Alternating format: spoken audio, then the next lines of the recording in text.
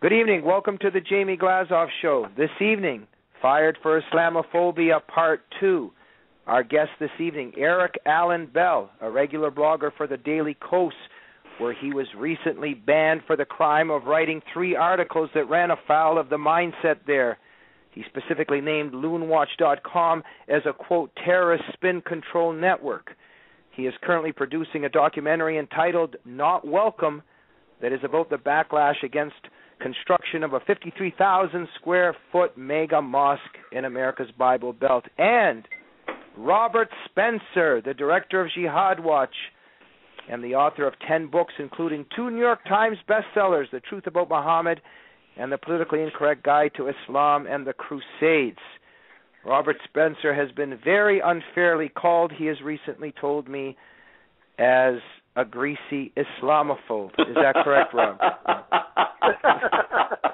But apparently and allegedly this has not hurt his feelings. Oh, Jamie, it takes a lot to hurt my feelings. But actually, yes, that is actually a phrase that I use, ironically, of anybody who speaks the truth about Islam. It is a phrase that was applied to me first several years ago by a young American woman who converted to Islam and who wrote an imaginary dialogue with me on her blog, which I think is now defunct. And it was just a little bit disconcerting because I'd never actually had this dialogue with her and never would have said the things that she had me saying. And then people were writing to me and saying, I can't believe you said these horrible things to this young lady. And, it was just kind of par for the course. But she called me in it a greasy Islamophobe, which I thought was such a grand phrase that I have stolen it and have used it without attribution or royalties ever since. What hurts you a bit more, the greasy part or Islamophobe? No, I think greasy is good because, then you can slip out of their clutches. Okay. And so actually the Islamophobe, of course, we all know, Islamophobia is a fictional, trumped-up concept invented deep in the laboratories of the Muslim Brotherhood group, the International Institute of Islamic Thought, as quite seriously Claire Berlinski has pointed out, has been revealed by somebody who was there and who explained that the whole concept was invented in order to intimidate and cow those who speak out about Islamic supremacism, about violence that is mandated by Muhammad, by the Quran, and so on. People who act upon that are not Islamophobic, but people who dare to, non-Muslims who dare to point out that there are Muslims who do act upon those things are tagged with this label in order to try to intimidate them into silence. Thank you, Robert. And I think that in part that is what our other guest, Eric Bell, has been experiencing, but we'll let him speak for himself in a minute. Before we begin, let me say, Eric and Robert, welcome to the program. Thank you. Thank you. Great to have you here. And Eric, fantastic to have you back. I've done part 2 because you were absolutely brilliant last week, and we got so much of a reaction and mass response. We decided to do this again, this time with Robert Spencer. Timothy Furnish did a fantastic job last week. Before we continue, we want to ask our studio audience what they think of the idea of having Robert Spencer and Eric Allen Bell on together this evening.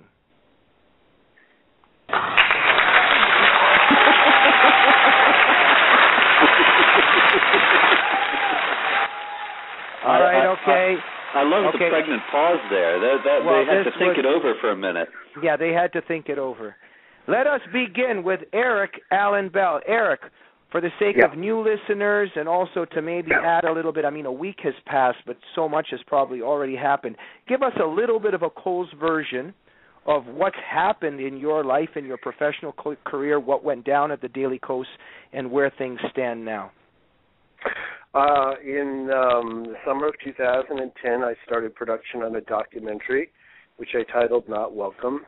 In Murfreesboro, Tennessee, an Islamic organization wanted to build a 53,000 square foot mega mosque in a rather small town, and that created a lot of controversy. During my research, I learned a lot about Islam and had some concerns. When I expressed those concerns to my backers, that didn't go very well. When I sort of insisted that we make a balanced documentary, I lost my backing. I then went to the Daily Kos, where I'd already written over 100 blogs on a variety of subjects, and wrote 3 articles on radical Islam, on CARE, on loonwatch.com, and human rights, and I was banned and labeled a bigot, a right-winger, and an Islamophobe. Greasy or not. They didn't call me greasy. Now, let me ask you this, Eric. Yeah. 3 years ago, if somebody were to ask you what you thought of Robert Spencer, what would you thought? What, at this moment, do you think about him?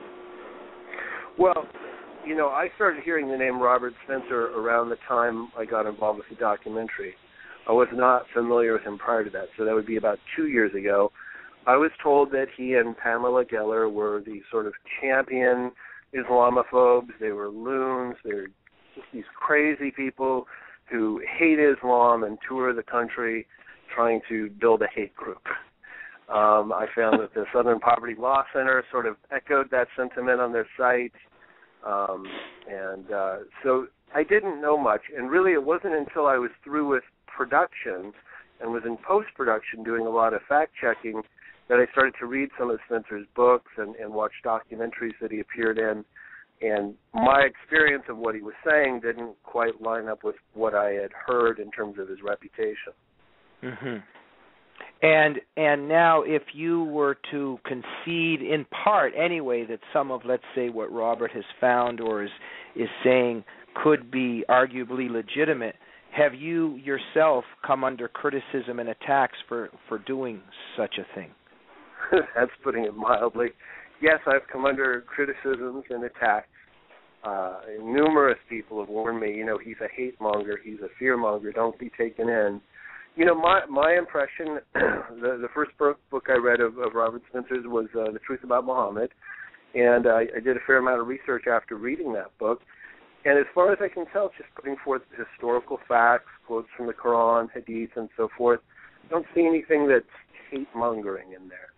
Mm-hmm. So that's the reputation, but I just don't see it. Robert, let's turn to you. Tell us a little bit from your perspective what you would say has happened to Eric Bell, what he has experienced, what he has experienced at the Daily Kos, etc., and some of the comment and also your thoughts on how you've been smeared and attacked. Well, in the first place, it seems to me that what's happened to Eric Bell is truth, that he couldn't deny reality any longer. There's an inversion of reality that's involved with the vision of Islam that the left would have us all buy. And he bought it, and there's no faulting him for that. This was the ideological environment that he was in. These were the people that he trusted. These were the people he was working with, and this is what they were telling him. But then the more he started to encounter the real thing, the more he started to learn about what was actually in the Quran, what was actually being taught by the imam at the mosque at Murfreesboro and other Islamic spokesmen, even those who were reputed to be moderate and so on.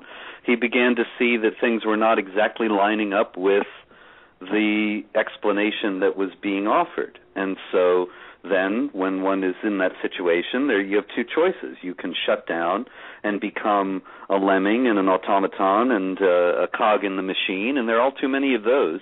But there are there's a very small number of people who are willing at that point to challenge their own assumptions and to question the way that they've looked at the world and to even revise their stated positions on the basis of evidence that they perhaps had not given sufficient consideration to before. And so I was very impressed with...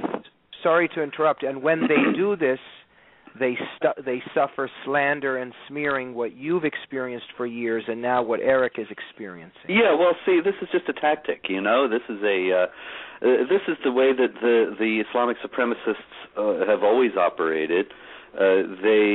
It's actually something that goes back to the basics of Islam itself, so that in the Quran, the people who reject Muhammad are often charged with being ignorant. And it's kind of generally assumed in Islamic tradition that if you do not become a Muslim, you are either evil or ignorant, and perhaps both.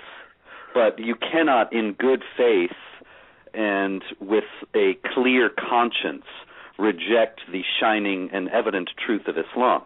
And so this is something that's actually rooted in the way that Islam regards unbelievers, that those of us who are standing in a critical position in regard to the human rights violations that are inherent in Islamic law would be charged with ignorance, with hate, and so on.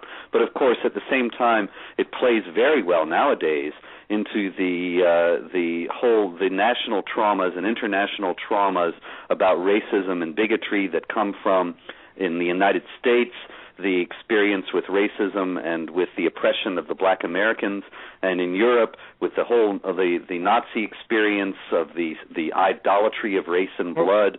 And so those things combine so that the Islamic supremacists realize that if they can portray opposition to their agenda and to the jihad in general as racism and as hatred, then they can shut it down effectively, because those are the things that Westerners, that Europeans and Americans above all don't want to be.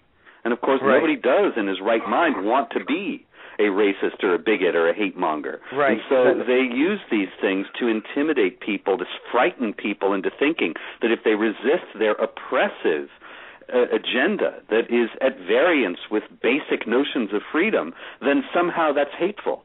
And the absurd lengths to which this goes, Jamie, just one final second. There was this guy a few years back who stopped the Fort Dix jihad plot. It was a foiled plot, and so not many people know very much about it. But there were these Albanian Muslims and Kosovar Muslims who were going to go into Fort Dix and kill as many American soldiers as possible. But they had these jihad videos, beheadings and that kind of thing, and they actually had them on VHS tapes.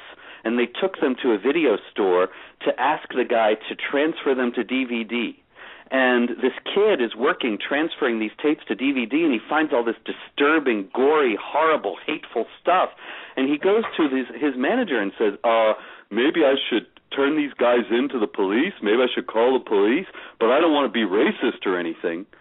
And, you know, the idea that you see people talking about hating the unbelievers and killing them and beheading and so on, and then think, oh, maybe it's racist to resist that. That just shows how successful this whole propaganda campaign that demonizes people like me and people who do the same work as I do, how effective it's been. Thank you, Robert. Very profound and powerful point. I want to go to our phone lines. They're jamming up. But, Eric, go ahead. I think you're experiencing some of this that Robert's been alluding to. Well, you know, my experience in the short term, because this has all happened rather recently, is just, you know, when I posted the articles on Daily Cost, it was very strange to have people not read the articles, but just say you are an Islamophobe. I mean, I think about that word. What does it mean, Islamophobia? It seems to indicate an irrational fear of Muslims. I don't really fear Muslims. I don't fear Islam. And my concerns are not irrational. They're very rational. So it's quite frankly disappointing to see how the left is being used this way very cleverly by interests such as CARE and the Muslim Brotherhood. It's really their first line of defense, is these liberal lemmings out there in the blogosphere who will just blurt out the word Islamophobe on cue. It's clever. It's a very masterful art of war move, and I'm deeply concerned about it. Eric, let's proceed here for a minute, though. What were some of the first hints that you got? Tell us some of the first things that happened when you started realizing something is not everything you thought it to be. When you really started asking even yourself some serious questions. Just tell us how the thought process went. Well, I think what really started to kind of push me in the other direction. I was perhaps naively very excited about the Arab Spring. I thought, Mubarak is a bad guy. You know, he's worth $70 billion. So many people in this country are living in poverty.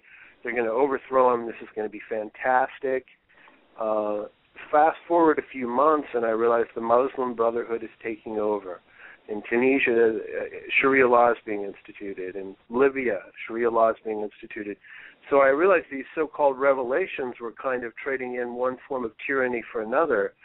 Knowing what Sharia law is, I became very, very concerned, and I'd say that's the point at which it became hard to look at this documentary and think that we should just leave that out.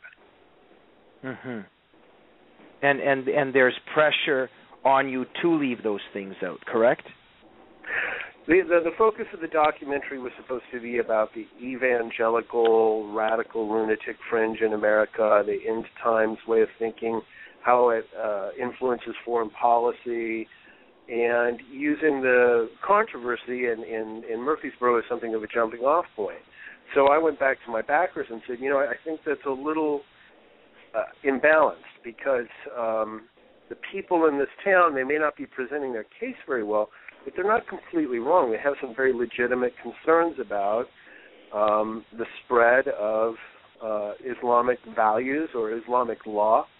I thought there's probably something to this idea of stealth jihad, and that we needed to look at it and put it in the documentary. They said absolutely not. And a lot of the reasons probably why they said absolutely not is, Robert, you would say, is everything that you've described, the societal and cultural pressure that's being imposed on this matter. We want to tell our listeners this is your chance to ask a question to Eric Allen Bell or to Robert Spencer that perhaps you want to ask, or may even make a brief comment to the both of them. We encourage all of our listeners to dial 347-857-1380 to speak with Robert Spencer and Eric Bell. Robert, let me go to you. Some people are surprised and shocked that the Arab Spring went a certain way. I think you, from the very beginning, were saying that this is going to turn into an Islamist winter. Am I correct? Yes, certainly, Jamie. And I hate why to say was I it told common? you so. Why was it common sense to you that this would happen? Well, it was kind of obvious. I mean, it's funny, it's nice to be able to say I was right all along, but it's not as if really I was some sort of genius prognosticator or Nostradamus. It was obvious to anybody who had any real understanding of what was going on over there, because for one thing, in Egypt, the largest, most influential country that's undergone this so far, the Muslim Brotherhood was always the largest opposition to Mubarak, and also you have, in the larger sense, the decline of the whole Arab nationalist impulse, the whole Arab nationalist movement that used to be essentially the ruling ideology of the entire region, from Ben Ali in Tunisia to Nasser, Sadat, and Mubarak in Egypt, the Assads in Syria, and so on, and Saddam Hussein, of course. You had all these relatively secular amalgamations of Western law with Islamic law, relaxation of some of the strictest Islamic restrictions on freedom, and now all that is this has been in decline for quite some time.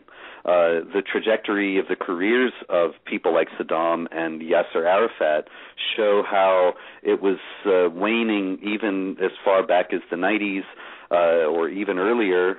You can see those guys, and even Gaddafi to some degree, they had these very long careers, starting out spouting Soviet-style socialist agitprop and moving toward the end of their careers to talking jihad and wearing the jalaba and framing the same message essentially, but in a vastly different context. Anyway, this whole thing has been in decline. The Arab nationalist idea has been in decline for quite some time, pretty much dead now. And clearly the rising ideology in the Middle East has been, here again for quite some time, the pro-Sharia Islamic supremacist manifestation, the pro-Sharia Islamic supremacist forces primarily exemplified by the Muslim Brotherhood in Egypt. And so there was no real surprise to how this was going to go. What was surprising was that anybody thought, and I remember, pretty much everybody did think, but what was surprising to me all along was that anybody thought that this thing was going to result in Western-style pluralistic democracies with equality of rights for all people, when there was no political force in any of those countries that represented that point of view.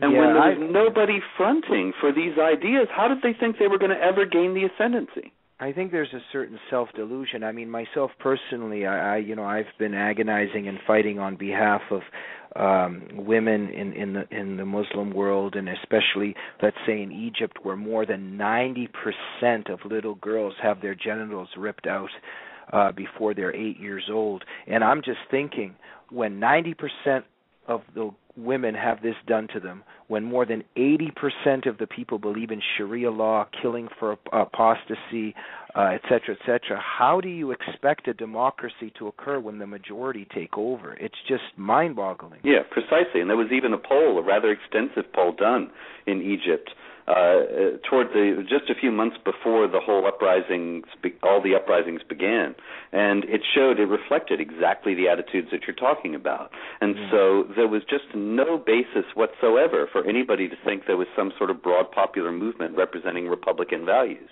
Yeah, I think that Robert, are you referring to the Pew Forum? Yeah, sure am. Yeah, that's really what started to influence me quite a bit, too. When I saw the percentage of people in Egypt who believed that stoning was okay, suicide bombing is okay, killing someone for leaving Islam is okay, that was alarming. I mean, those are really high percentages. Both of you are starting to sound like Islamophobes. Uh-oh. We are going to go to the phone lines. Larry is calling from sunny California. Are you there, my friend? Yes, I am.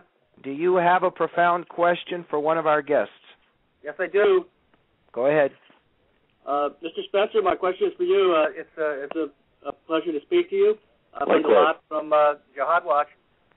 But speaking of Loon Watch, I wanted to know if there's any truth to the rumor that you may be debating Danios anytime soon. Is that true? I'm happy to debate him anytime. The guy keeps running away. The funny thing is that you have there a hate and smear site that has spread so many outright falsehoods about me and about other people.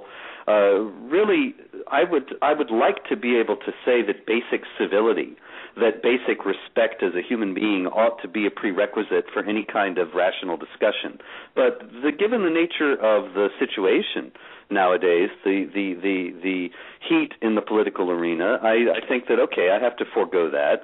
And so I'm happy to meet him anytime. There was actually a gentleman who offered us a university setting at 3 separate universities, and he turned that down. Actually, he ignored the invitation. Who are you referring to? Ali M. Haidar. Ah, okay. And he offered 3 separate universities. Baylor and Emory were 2 of them. I forget the third, maybe Rice. And also we had ABN, the Assyrian Broadcast Network, and they were willing to host it. And they were actually, there was quite a extensive back and forth between this Danios character and the people at ABN. But he kept making more and more demands. I mean, this is some anonymous person nobody knows anything about. He won't reveal anything about himself. He was not really in a position to make any demands. And eventually, I think they said, well, it's, for one thing, it's a video debate. He could have covered himself up or obscured the screen, but instead he just ran from the whole thing. And Larry, where did you hear this rumor? Can you tell us? I saw it on Loon Watch. I'm not a fan of Loon Watch, but I like to keep an eye on the. You're keeping an eye on it, Larry. Thank you very much for calling. All right. Eric, can I add something to that? Exactly, Eric. Since you're from Loon Watch, tell us your wisdom of this particular matter. I'm not from Loon Watch. Oh no! Wait! However, sorry, I apologize. You criticized Loon Watch Loon Watch. for quite some time. Yeah, you criticized Loon Watch. Go ahead. Actually, before I was criticized, I was a source and I was on friendly terms with them. Mm-hmm. All of that said, who is Danios? Why doesn't he have a picture? Why doesn't he have a last name? How come we can't figure out who loonwatch.com is registered to? I've written an article saying how and why Loonwatch is a terrorist spin control network, and I would like to say to the owners of Loonwatch, sue me for libel. Let's go to court, show up, show your face, let's find out your last name, and prove me wrong. Please sue me. Eric, Eric, 1 second. First of all, I'd like to apologize. I meant that you were with the Daily Kos, but what happened was that you had criticized Loon Watch, and that's why Daily Kos got rid of you. But tell us a little bit more. Tell us about what you said about Loon Watch and why you said it. I feel that because of the investigation of the Holy Land Foundation, where it was made pretty clear through the FBI that there was a link between the Council on American Islamic Relations and Muslim Brotherhood and Hamas, that in conjunction with the fact that Loon Watch is lockstep with CARE, they mirror everything CARE says, that my feeling is when anybody has legitimate concerns about what we call radical Islam, I just call it Islam, Loon Watch brands that person as a loon. So I've now been the loon at large. I'm a loon for having legitimate concerns. So they're creating something of a smokescreen while terrorism is going on, horrible crimes against human rights are taking place under Sharia law. Loon Watch never really has anything to say about that. They just go after the people criticizing it. Right. Now, Eric, so what's happened then is we know that Robert Spencer and Pamela Geller were high on the list of being targeted by Loon Watch. In terms of what's happened lately, have they, so our listeners know, have they been attacking you quite a bit now? Not only have they attacked me a few times, but this got picked up by other Islamic sites. Other Islamic writers have written their own stories. These have been picked up in parts of the world where there's kind of a doublespeak, where really what they're saying is, here's a photograph, here's the guy's name, enemy of Allah, insulting Islam. Now, we all know what happens in certain parts of the world if you're the enemy of Allah and insulting Islam. So Loon Watch put my name out on the street, and they know exactly what they're doing. They're saying to me, we will threaten your life if you keep exposing us, and I will keep exposing them. Well, I really, really commend you for your bravery in this context, Eric, and obviously to the both of you. Let me ask quickly before we go to another call. Robert, a tremendous, courageous person, has been withstanding all of these threats for years, and we've talked to him about how he's, dealt with it. Eric, let me ask you this: just in the last, several weeks or months, this is a whole new life for you. Do you feel a sense of fear, and how do you deal with that fear and these threats? I just climb under my bed in fetal position. Other than that, I'm fine. I do have. But on a serious note, how do you deal with this? How do you deal with it? That to give you an honest answer, it's hard to gauge. Am I being paranoid? I was at a coffee shop, and a Middle Eastern man sat next to me, and he said, "Can you watch my backpack for a minute? I'm going out to my car." And this is right after I was named Loon at Large, and I thought, okay, am I paranoid, or did a Middle Eastern man just set a backpack next to me and walked away? So, as it turns out, he was a nice person. He just set his backpack down. I shouldn't have to worry about that. Right. In the United States, we have free speech. It's not fair to him. I shouldn't have to look at him that way because he's an ordinary individual like anyone else. Yeah, it's incredible that Loon Watch has been doing this to you, but of course, no big surprise there. They're doing there it to him too, though. Yeah, they're doing it to their own people. Exactly. We're going to go to Jordan from California. Are you there, my friend? Yes, sir. Is this Michael Jordan? No. No, it's not, unfortunately.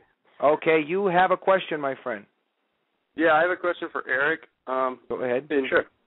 In his recent piece, he mentioned Glenn Greenwald, and I'm pretty much a card-carrying liberal, so, here's a guy who writes so eloquently about civil rights for gays and civil liberties and whatnot, and then when anybody criticizes Islam whatsoever, he just, bam, anti-Muslim bigotry. That's his go-to line, anti-Muslim bigotry. So, and then I was just so exhilarated to read your piece about, you're obviously an intellectual guy. You don't have a bigoted bone in your body. And then, so I was just wondering if you've had any response from Greenwald about your conversion, as it were, to Islamophobia or what you imagine it might be. Yeah, that's a really good question. I've always kind of liked Glenn Greenwald, too, until he was quoted as referring to one of my articles called Loonwatch.com and Radical Islam as he called it disgusting. And I thought, wait a minute, Glenn Greenwald, I thought you were smarter than this. Right. On the other hand, Glenn Greenwald is a civil rights attorney, and there is an awful lot of money in calling so-called Islamophobia disgusting. Now, I'm not saying that's his motive. It really, to be honest with you, threw me for a loop. That Glenn Greenwald, really? Right. Wow. So, but the battle lines have been drawn, and he's chosen sides. He's in bed with LoonWatch.com, IslamoPhobiaToday.com, and a few others. He's a regular on Democracy Now!, and, what else could he say in his position? Well, I don't understand because, he's obviously not out to smear people. I mean, he's obviously really intelligent. I mean, all you have to do is just go to the public library anywhere. You can check out the Quran, you can read the literature, and you can watch Sheikh Qaradawi on YouTube say that gays need to be, put to capital punishment. I mean, this isn't some esoteric, conspiracy theory. It's just so clear cut. I just don't understand the alliance between liberals and Islam. I think that, the perception amongst, let's say, well-meaning liberals is that Muslims are being wrongly persecuted in America, and I think there is some truth to that. And the tendency in the liberal culture is to side with the underdog. So I think that that's forgivable because a lot of people just don't understand what they're saying. In the case of Glenn Greenwald, honestly, I don't have a good answer. I'm baffled by that.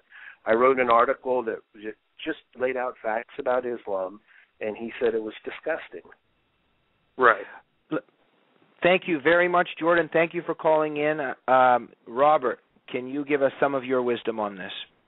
Well, it's funny to listen to this because to think that somebody would be surprised, and I mean no offense by this, but it's just a funny thing. We're coming from different worlds, different ideological universes, and so somebody being surprised that Glenn Greenwald would be carrying water for the Islamic supremacists, I think, well, I wouldn't have expected him to do anything else. But, of course, the leftist Islamic supremacist alliance is something that I've been familiar with for years, and I know, of course, there's the excellent book by Jamie Glazov on it, United in Hate, which I thought was really remarkable in exposing an ideological convergence between the left and the pro-Sharia forces, in both of them being oriented toward establishing an earthly utopia. And the hard left, the radical left, whenever it's gotten into power, has enforced that earthly utopia by a reign of terror, much in the way that Sharia enforces its vision of a perfect society by means of kind of a slow-motion reign of terror with the stonings and the amputations and so on. I thought that was a remarkable insight, and I think there is a deep ideological kinship here that is often overlooked. Yeah, thank you, Robert. Well, yeah, I mean, I myself, I don't see anything mind-boggling about this. The left has reached its hand out in solidarity throughout the Cold War to the communist world, and it's doing it again now. And those that want to look into this phenomena of why the left does that, you can get my book, United in Hate, and also David Horowitz's book on Holy Alliance. We're going to go to a couple more calls, but let me get Eric. Eric, you want to say something? I think that on the Glenn Greenwald thing, I'm still in a state where a lot of this is just dawning on me. I mean, there's a documentary out there called The Third Jihad, and it's a brilliant documentary, and everyone should see it. You can see it free online. The Council on American Islamic Relations declared it Islamophobic and said the NYPD is using it as a training tape, and in New York, they do have some serious concerns about Islamic terrorism that are legitimate. The New York Times printed almost verbatim the press release from CARE. Huffington Post came out and said, this documentary is Islamophobic, bigoted, right-wing, blah, blah, blah. In fact, the documentary is narrated by a devout Muslim who's concerned about radicalization, who's concerned about jihad. There's nothing hateful in the documentary. Mm-hmm.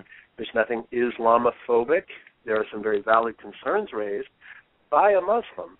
So, I mean, this shows me how if you want to call it the liberal media, is kind of being bullied by CARE, because I think the refusal to be bullied by CARE means that the New York Times or Huffington Post gets called Islamophobic, and that's very bad for business. Or they very think it is. interesting point. Yeah. Let us go to very excellent point, Eric. Let us go to Gary from South Carolina. Good evening, gentlemen. I'm glad to be on the show. It's about time we got a little more exposure here. I wanted to bring out Newsweek. I just got mine today, and the cover is "The War on Christians" by Ayaan Hirsi Ali. And you open to the article, and he explains how many tens of thousands of Christians around the world. Of course, we've known for years the Jews have been persecuted by the Muslims, and Christians as well. But now you can't beat the front page of Newsweek with this kind of material. So I wonder if you gentlemen find that the more aware people become, liberals, conservatives, whomever, the more it gives you a platform. Is your platform growing like I hope it is, or is it staying the same?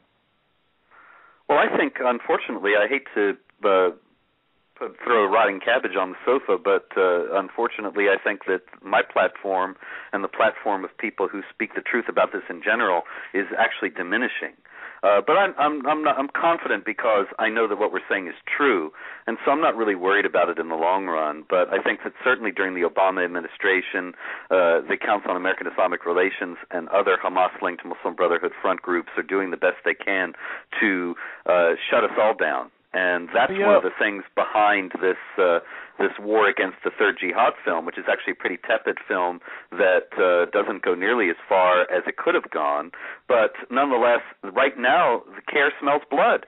They realize that they can charge Islamophobia and that people like Mayor Bloomberg will jump. And they're running with that ball as far as they can. They're going to take it as far as they can go. They've already gotten the FBI to cleanse itself of all mention of the truth about the real jihad ideology and the doctrine of jihad and so on.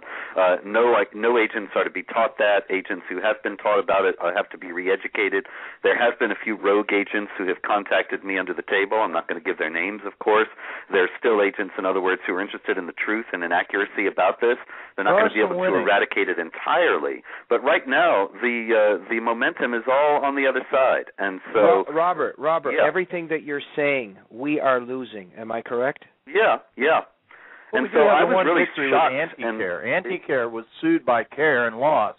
And I can't get the details because they were sealed for a period of time, but I do know that Andy Whitehead was stood by gentlemen like yourself and some very famous lawyers, and he was able to defeat CARE at their own game. And I think he's really given us something, a pattern, if you will. If we use it, maybe we can push back. That was a legal case, and I was very glad to see that the anti-CARE was able to prevail in that, and that was a wonderful case, and it actually gave a pattern for how to deal with such cases. If CARE sues again, we just go to discovery, because there are all sorts of things CARE doesn't want the general public to know about itself, and so they will shut down. I don't hear you savor that victory, in my opinion, often enough, which would that be was every 7 day years at ago. noon.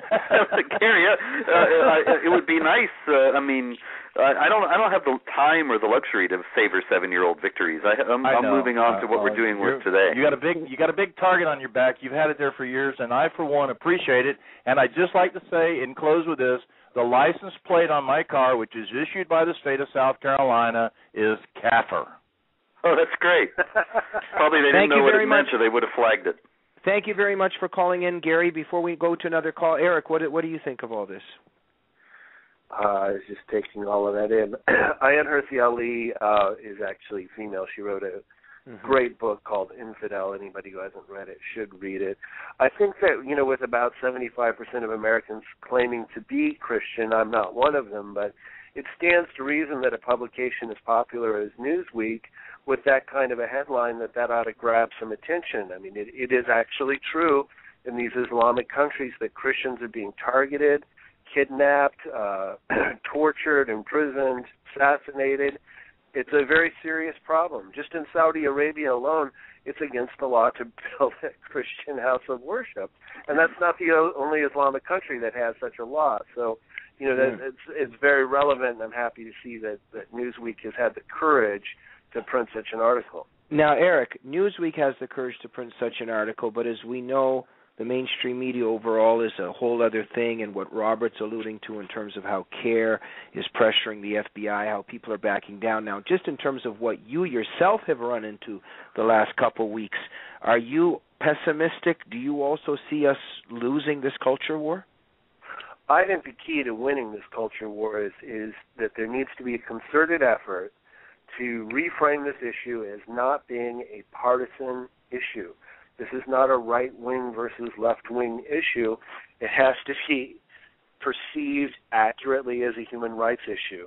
If we can do that successfully, I think we'll make leaps and bounds forward. Eric, what advice would you give to Robert Spencer, to somebody like me, maybe to David Horowitz, to Nani Darwish, to the people on our side, Pamela Geller? Have we made any mistakes in fighting for this genuine cause?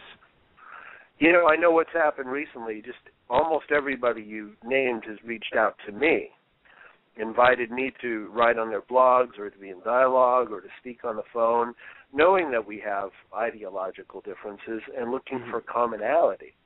That was a surprise to me, a pleasant surprise. So, you know, I'd like to see that continue. Everybody you named, I'd like to look for ways that I can work with them and find commonality.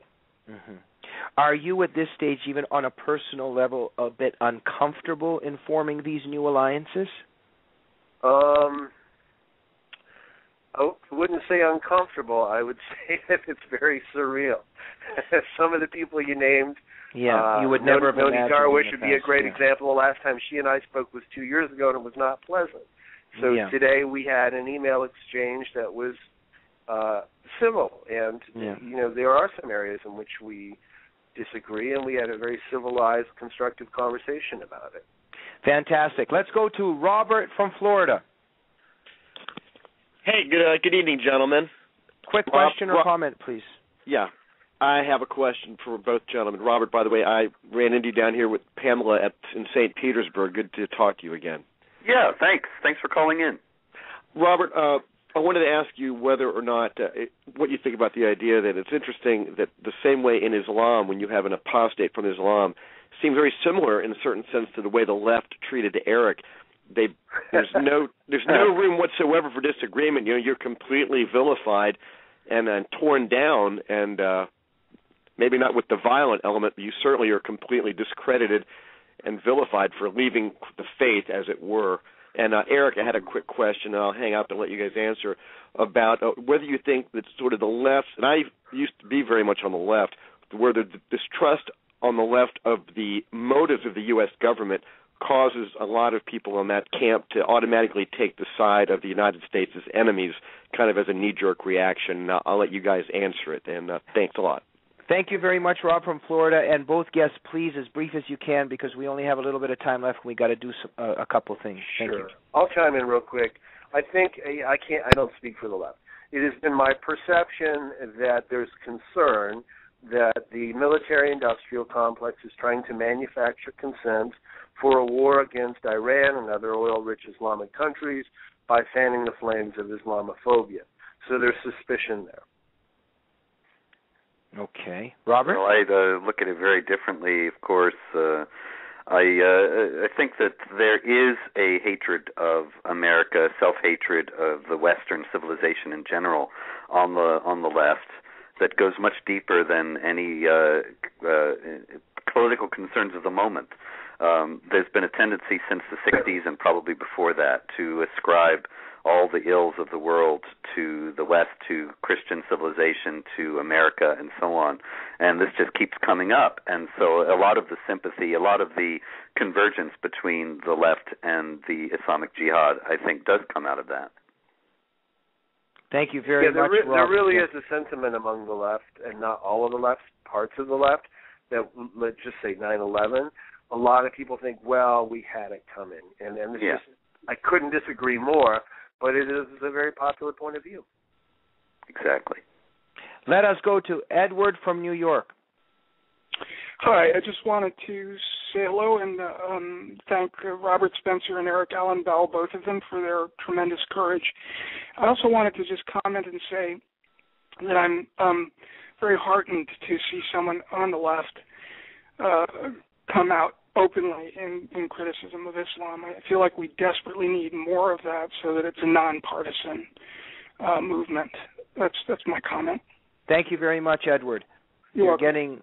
You have a lot of supporters and fans, Eric, for the moves that you're making.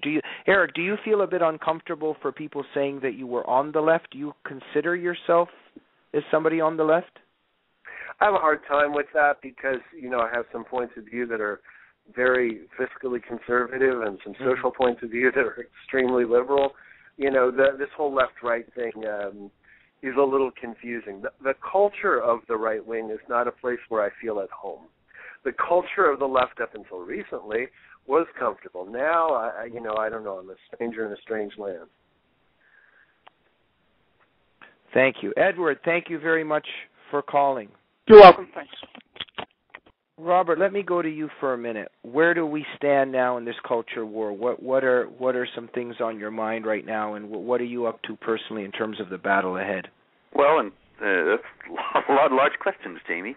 In terms of the culture war, as I was saying before, I think that we're losing altogether. There's the only possible respite on the horizon, the only possible chance to turn around is November 2012. Even that might not bring much change if you get somebody, if we end up with Romney or somebody like him who continues with all these fictions about Islam that George W. Bush first gave us right after 9/11 and that Obama has deepened and perpetuated. And so it's unlikely that there's going to be any kind of large-scale change except for the possibility that reality will continue to dawn and that it will dawn on a sufficient number of people. And the force of events will simply make it impossible to maintain all these politically correct fictions and all this fantasy-based policymaking about Islam. And so that, I think, always can make things turn around in a hurry, the way that it did at the time of the fall of the Soviet Union, when it just simply became impossible for the fictions that had maintained that regime to continue to be perpetuated. In terms of what I'm working on, I am finishing up, actually just today, I sent in the final edited chapter of the book, my forthcoming book, Did Muhammad Exist? An inquiry into Islam's obscure origins. And Eric mentioned earlier that my book, The Truth About Muhammad, had just contained historical facts, and that's certainly how Muslims would regard it, but I only meant it to contain the canonical story according to the Islamic sources about Muhammad's life. That's what it is, and this book is an evaluation of those sources on the basis of their historical value, and I think it's quite surprising how little historical value that they actually have. That book will be out April 23rd. Robert, there is a possibility that the Prophet, quote-unquote, Muhammad did not exist? Yeah, very much so. What would upset Muslims more, the truth about Muhammad or this book? Oh, I think this book is going to upset them more. They can't really argue with the truth about Muhammad. There are a lot of quibbles, a lot of silly things, like actually just recently on Loon Watch that we were discussing before, there was a big deal made about an Arabic quotation that I had supposedly gotten wrong, when actually they had gotten it wrong, and you can go for the details to Jihad Watch about that. But these are just the kind of minutiae that they have to entangle themselves in to dispute my biography of Muhammad, that he fired some arrows in a battle, and they say, well, that doesn't make him a warrior. Well, this is just hair-splitting. He was actually praised for his valor after firing those arrows, and so it's unlikely that you could really sustain the idea that he was not a warrior. And so in any case, in the larger sense, there's nothing really wrong with the biography, but if the sources are all wrong, and if the sources have no historical value, then the whole thing is cast into doubt altogether. Now, I just actually wanted to do this book as part of an experiment to see if it could be done, because there's been searching and searing historical criticism of Judaism and Christianity, and yet nobody's getting killed about it. And maybe I'll get killed about it, or maybe there will be violent riots about it. I certainly hope not. But there hasn't been any historical criticism of Islam, and it's partly because of fear. There's a very radical New Testament scholar, Bart Ehrman, and he was on video. I posted the video at Jihad Watch a few months ago, where he said that he was talking about his criticism of the New Testament, which has gotten him a controversial reputation, but certainly no threats or anything. And somebody asked him, when are you going to do the same thing for the Quran? And he started laughing, and he said, when I no longer value my life. And I think, well, that is not the way things ought to be in a free society, where free inquiry is supposed to be a protected right. And we're just going to see what happens here. I commend the both of you for, taking the road less traveled and being the brave in our society. We're going to go to Stephen from freezing Canada. Are you there, Stephen? Yes, I am, Jamie. How are you tonight? Good. Do you have a question or a comment for our guest? Yeah, I have a question for Robert. I just like to get back to this Mayor Bloomberg thing and how he caved into CARE. I'm just wondering, is it because of the Muslim votes in New York, or are they contributing to his campaign? I just can't believe a man of his stature would just cave in just because you're calling him an Islamophobe. Well, he has stature, but that doesn't necessarily mean he has any thoughtfulness. It doesn't mean that he has ever given a moment's consideration to this issue. I'm sure that he is just following what he's been told, that Islam is a religion of peace that was hijacked by a tiny minority of extremists, but that Muslims are vastly more often the victim than they are the perpetrator of any kind of crime or injustice, and so they have to be given special protections. I don't think also that it's coincidental that the only part of the international Bloomberg Corporation that has shown a profit in the last few years has been the Middle Eastern division, which he has greatly expanded over the last few years. Okay, I think that gives us a bit of an answer. Yeah. Thank you, Stephen. Eric, you're welcome. Thank you, Stephen. Eric, in terms of the battle ahead, on a personal note, what are some battles you're planning in the short-term future? I'm not sure yet. I think the short term I would like to raise finishing funds and complete my documentary Not Welcome and expose many of the things we're talking about here. Try to get that movie seen by as many people as I can across the world. Now, 1 second. You want to emphasize the other side of the story in this documentary now, correct? Correct. Are you now running into trouble trying to do that, and do you think there will be some consequences for you trying to do that? I haven't really gotten into fundraising mode with the new outline that I'm working on. When the outline is complete and I go out there and try to raise funds, I'll get a reality check on how that's being received. So that may go very well or it may not go well. It's too soon to say. Eric, wanted to ask you quick too. Robert was talking about his book, The Truth About Muhammad, something that you said that you had read and in some ways was a little bit of a turning point for you in your own intellectual journey. Tell us, and also for the sake of our listeners that might not know, what were some things that you learned about Muhammad that, caused some eyebrows to rise that you might not have known before? I think anybody calling themselves a holy man that also says,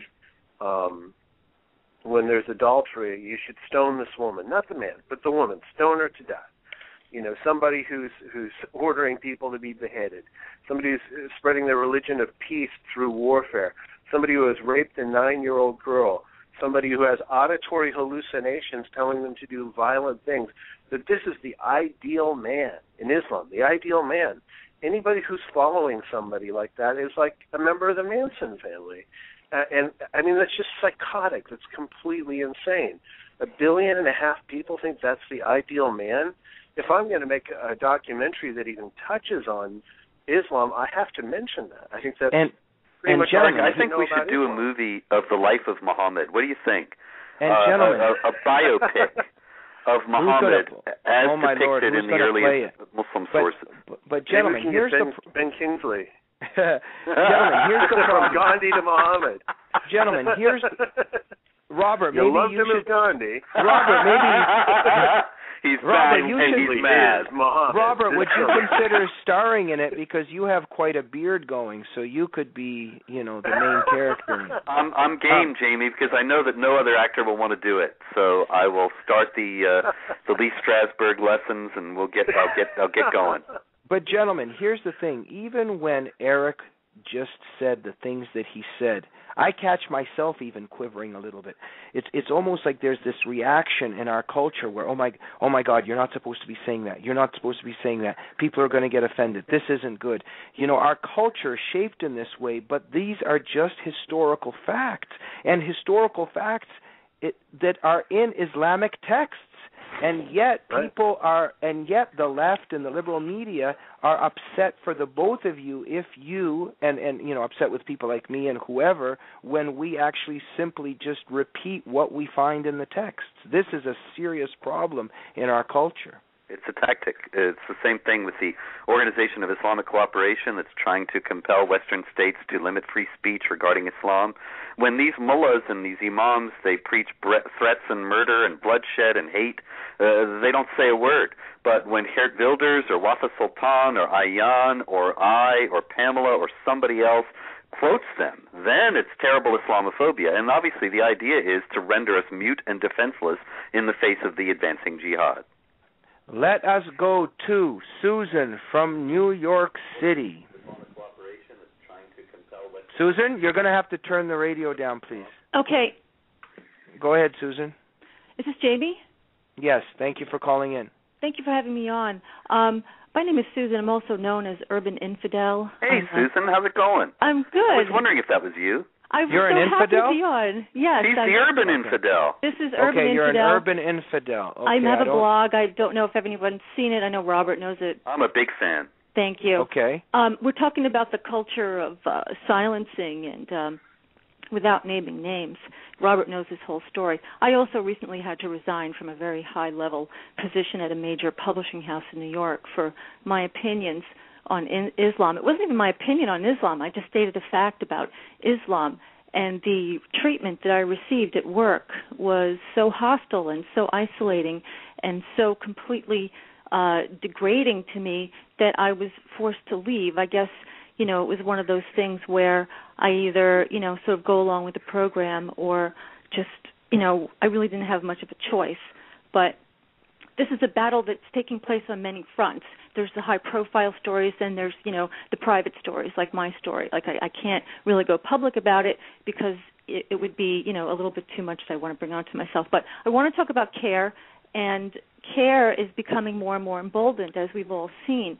Just tomorrow, on Friday, they're going to be having a protest at Foley Square in Manhattan for the treatment of Aifa Siddiqui. Afia Siddiqui. Yeah, they're going to have a protest there on Friday. Yeah, very briefly, please. Go ahead, Susan. Briefly, please, because we have to go. No, I just wanted to let everybody know that our enemies are emboldened, and it's really not the time to be silent. Thank you very much, Susan. And I think that this has been Robert's message, and now we have Eric Allen Bell that is especially emphasizing this message after his experiences. With just a minute and a half left, Eric, final thoughts on your mind? I would just like to reiterate, if anyone's listening from the Council on Islamic American Relations, this is me in public saying, you are a terrorist organization. Sue me for libel. Sue me. Let's go to court. Prove me wrong. CARE is a terrorist organization. Eric, you are a brave and noble man. Thank you for coming on, and I'm going to see you in a couple days on my show, The Glazov Indeed. Gang, that I hope everybody will check out on frontpagemag.com. Looking forward to it. Thank you very much, Eric. Robert, final profound thoughts from you, sir. We are in a fight for our lives, and this is not a fight in which soldiers are going to take care of the fighting for us. We are all soldiers. We all have to fight for our freedoms, or we are certainly going to lose them now.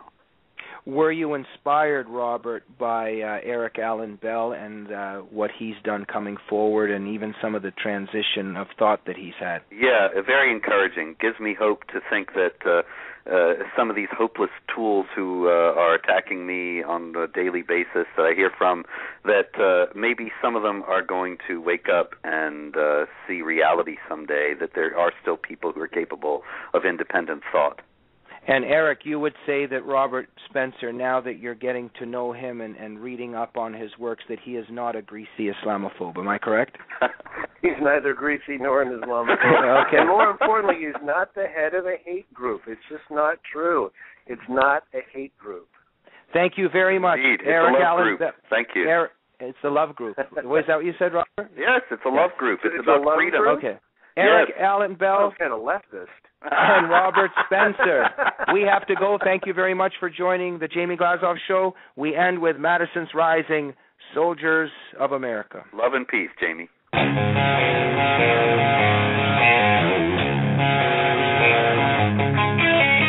Somebody sister or brother, a father, son, daughter, or mother, come on.